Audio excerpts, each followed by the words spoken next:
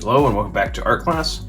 Today we're going to work on a project I call Name Pattern. It's a very simple project, but it helps with pattern, and it helps with making sure you get your name really well established in your head on how to spell everything correctly.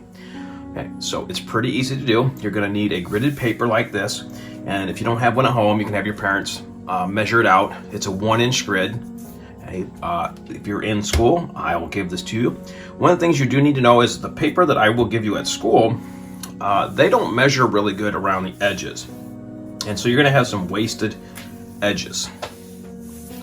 And so what I want you to do with that is at the beginning, you're gonna need that, and you're gonna need some crayons, a pencil, and a pair of scissors. And you're gonna use your pencil first. So anything that's not actually a square, you're just going to kind of put a line through. That way you know not to use those pieces. Okay? Pretty easy. Next, what I'm going to have you do is you're just going to write your name. Okay? So my name's Matthew, so I'll put an M, A, T, T, H, E, W. Right, like that. One letter per box. Now you'll notice I have a spot left over. So this is how this becomes a pattern. Is I'm going to start my name again right there, and then I'm going to continue on the next line. I'm not copying directly underneath. You'll notice everything got shifted over, leaving me 2 spaces now.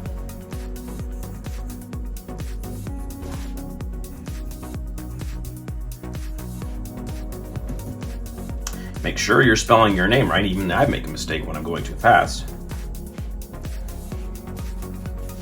Okay.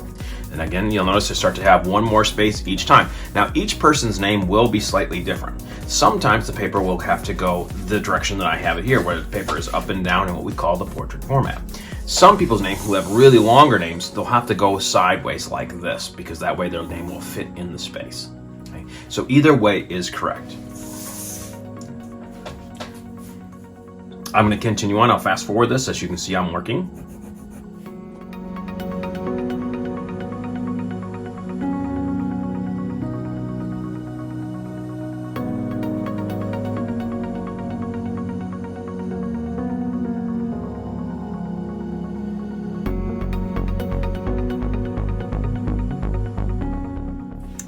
Okay, you have it nice and filled in like this. Again, it's just repeating your name over and over again and using up every space available to you. Next, what we're going to do is we're going to move on to the coloring. Coloring is also going to be fairly easy. We just need a few colors. So I have a 24 pack, but if you have a 12 pack, that will actually do the job just as well. We just need a variety of colors. The only color we don't want to use is black. Okay? And the way this works, so I picked my first color. This is an indigo color. And it's going to find all the first letters. So this happens to be M, and the M's are all capitalized. So I'm going to go around and outline all of my M's.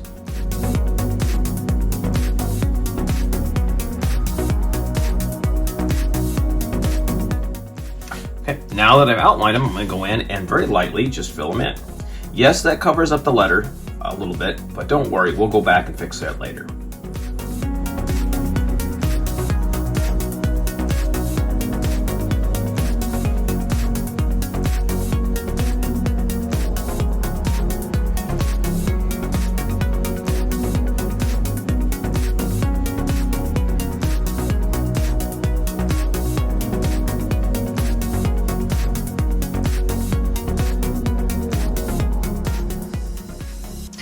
Okay, my first one is now done. Then I'm going to go on to my next color and my next letter. So pick a new color for my new letter. And I'm going to do the same thing. Outline it first. Go on and find out. Now, at some point, you may have 2 of the same letter. Like in my name, I have 2 of the same letter. You kind of have 2 options, really. If like you have 2 A's, you could do the A's exactly the same. So let's say this was an A and this one was an A here. I could do them the same color. Or if you want a more colorful picture, you do them individually. But the trick is you got to make sure you're always getting the same A, the same sets of colors. what I kind of recommend is if you have two of the same letter, like here, the two T's are together, I would just color them together. The other thing that might be an issue, let's say your name was Ellie, E-L-L-E, okay? And you have the big capital E, and then you have a lowercase e. Well, I would do all the capitals one color, and then the lowercase e a separate color. That way you just get a little bit more variety in your picture.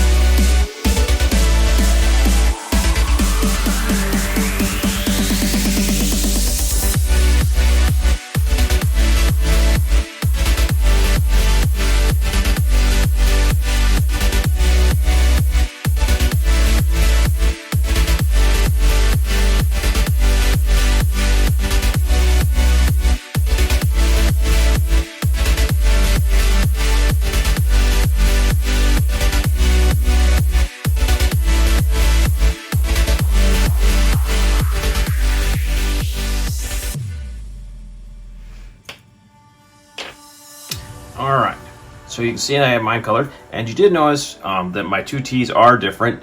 You could do them the same, but I did do them different. But I had to make sure they were different, exactly the same as I went through all the way down.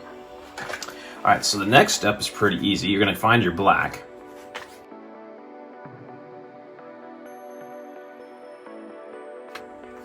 And if you'll notice, it's hard to see several of the letters. So what I'm gonna do is you're gonna go in with your black and just clean it up so you can see it.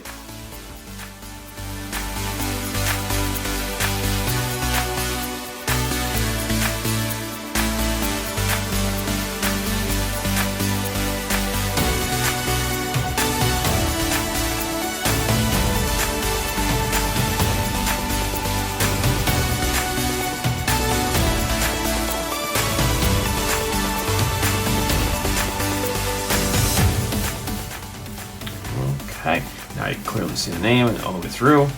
And then the very, very last step is to cut this out so that you have nice clean edges.